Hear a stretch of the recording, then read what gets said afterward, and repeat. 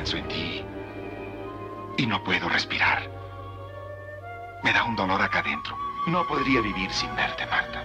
Pedro Armendáriz, uno de los íconos imprescindibles de la época de oro del cine nacional, forjó una carrera sólida.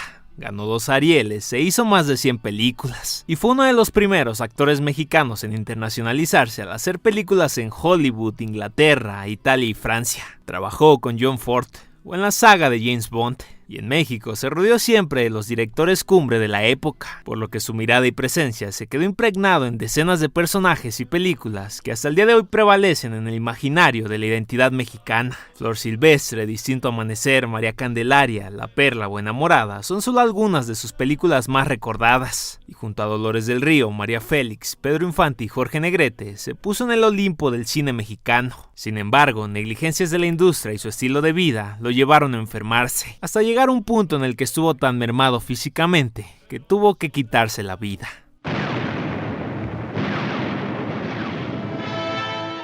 Nacido en la Ciudad de México en 1912, Pedro vino al mundo en un país que sufría los estragos de la Revolución Mexicana, pero a pesar de eso, creció en un entorno familiar que lo protegió de la misma. Y tristemente, cuando tenía 9 años murió su padre y a los meses falleció su madre, por lo que Pedro fue llevado a Texas a vivir. En su juventud estudió periodismo, donde tuvo que moverse a California para llegar a la escuela. También ahí se sumergió en el teatro escolar, se graduó y tuvo dificultades para encontrar trabajo en Estados Unidos gracias a la crisis de 1929, por lo que decidió volver a México a encargarse de la herencia de sus padres. Ya en México, rápido encontró un empleo en el departamento de redacción de una revista. Y también fungió como guía de turistas por su buen inglés, donde a pesar de colaborar con una empresa de ferrocarriles traduciendo, se desempeñó mejor sobre la avenida Juárez, donde daba pequeños recorridos a turistas. Con el tiempo, ya era un personaje habitual de la avenida, y llamó la atención de cineastas como Chano Urueta, que se reunían en el Café Regis para charlar. Asombrados por su impresionante porte físico, y dado que dominaba ambos idiomas, lo reclutaron para actuar en películas que se hacían en ambos idiomas, en inglés y en español, y debutó en 1935 en la película María Elena, la cual fue dirigida por Rafael Sevilla. Sin embargo, la película fue un desastre. La locación no gozaba de las mejores condiciones, y a Pedro se le olvidaban los diálogos, por lo que su primera experiencia casi hace que deserte. Ya no quería hacer películas, pero ante las negociaciones y el convencimiento, se dio una segunda oportunidad en el medio, esto en la película Rosario, en ese mismo año, y ese segundo filme le hizo despertar en él una chispa de lo que la actuación sería para su vida, por lo que durante los 30 se mantuvo trabajando en el cine en películas de regular calidad, pero su rostro comenzaba a tomar presencia en los cines. Su diversidad de papeles le hizo llegar a distintos sectores y géneros, y a la par de este crecimiento se forjó como locutor de radio, donde mejoraría considerablemente su entonación y su dicción al hablar. Gusto en verte, Chabelo.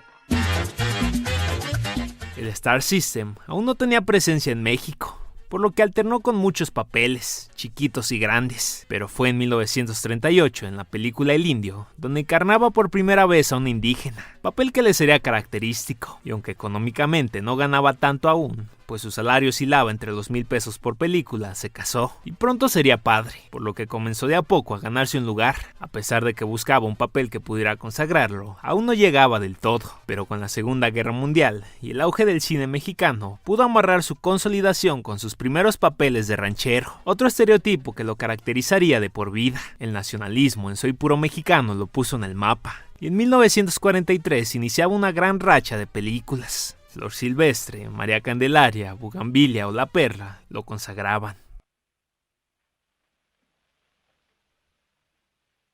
Usted sabe a lo que he venido a este pueblo.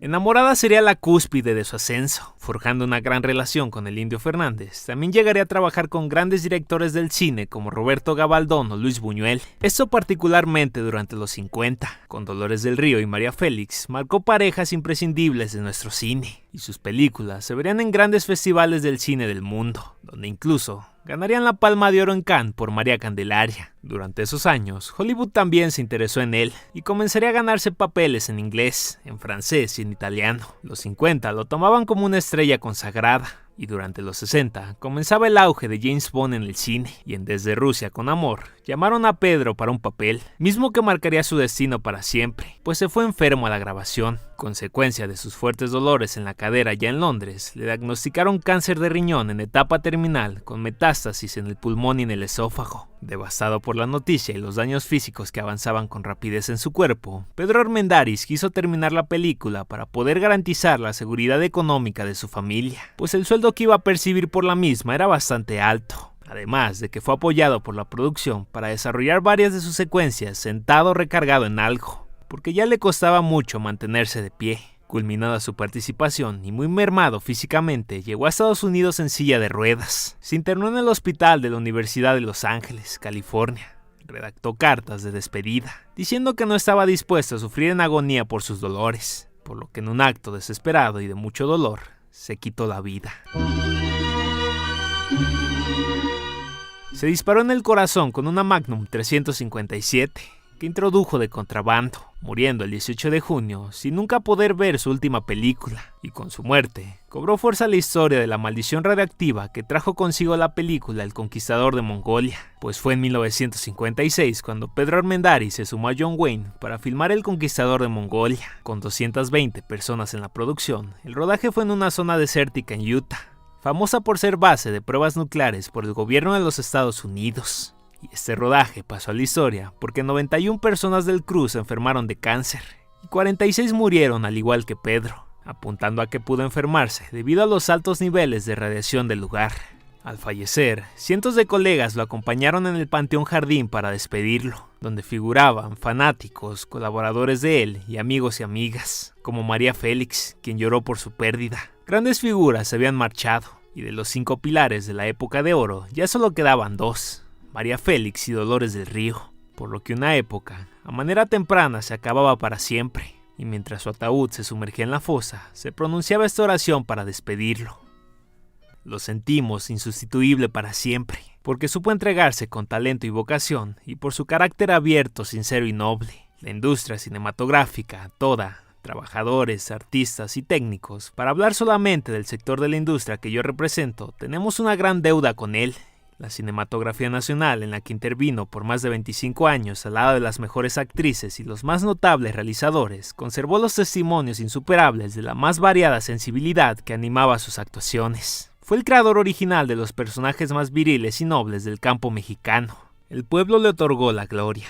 Y así, una leyenda más de nuestro cine se iba para siempre. Pedro Infante había fallecido semanas antes y Jorge Negrete unos años atrás, por lo que con la partida de ellos se cerraba una época. Pero Armendáriz sumó mucho a la imagen del macho mexicano, para bien y para mal, pero siempre destacado por la vulnerabilidad y nobleza de sus personajes. Así que por este motivo, aquí en Latin Pop quisimos realizar un breve homenaje a su vida, sobre todo a sus últimos papeles y a sus últimos momentos. Y con el tiempo quizás hagamos una biografía a detalle. Espero puedan suscribirse a este canal, lo agradeceríamos bastante, y hablamos de un montón de cosas interesantes de la música y del cine mexicano y de América Latina, y también de España, aclaramos. Espero puedan activar la campana para que reciban notificaciones cada que subimos video. En nuestro canal hay videos de Pedro Infante, de José José, de Juan Gabriel, de Rocío Dúrcal, de Selena y de un montón de artistas más, así que denle un vistazo. Suscríbanse, comparten y comenten. Están viendo Latin Pop y nos vemos pronto.